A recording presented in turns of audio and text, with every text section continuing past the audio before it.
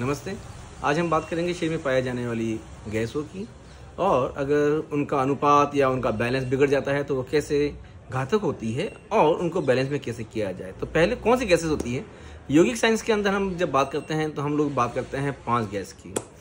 प्राण जो हमारे कण से लेके हमारे फेफड़ों तक पाई जाती है। अपान, हम बोलते हैं अपान, जो कंठ से लेके ऊपर तक पाई जाती है, सर तक पाई जाती है।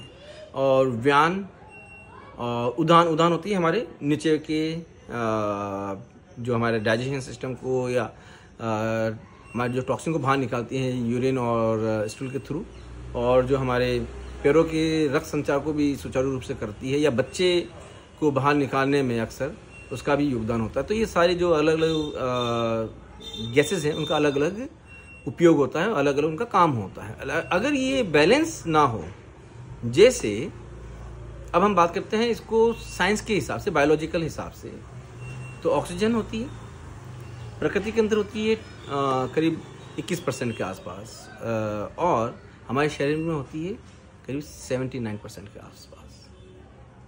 तो ये बहुत इंपॉर्टेंट होती है। अगर इसकी कमी हो जाए तो बहुत सारी चीज़ होती है।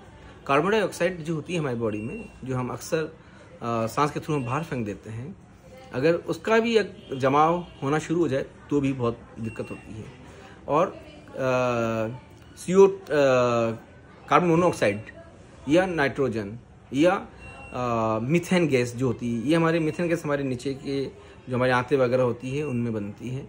और अगर ये हाइड्रोजन जैसे वो भी हमारे आंतों में वगैरह बनती है, अगर ये ऊपर की तरफ आने लगे तो हम लोगों को तकलीफ होती है। तो बैलेंस करना बहुत ज़रूरी है। 4 प्राणायाम होता है इनको जो बैलेंस करने के लिए। पहला प्राणायाम है भ्रामरी। भ्रामरी जो सर से लेके गले तक, और गले बोले तो हृदय तक भी वो काम करती है।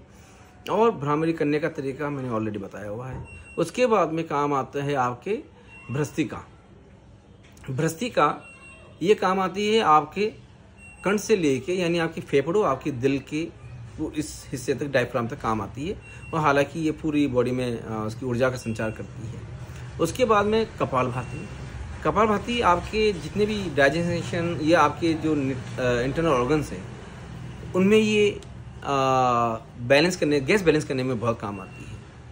तो इस तरह, और फिर अनुलोम विलोम, ये पूरे शरीर में जितने भी रक्त संचार है उनको बैलेंस करने में काम आती है। तो आप प्राणायाम को इस तरह कीजिए कि आपके शरीर में पाए जाने वाले जो गैस हैं उनको बैलेंस हो सके। अगर गैस सारी जितनी भी वो बैलेंस रहेगी तो आपका शरीर स्वस्थ रहेगा।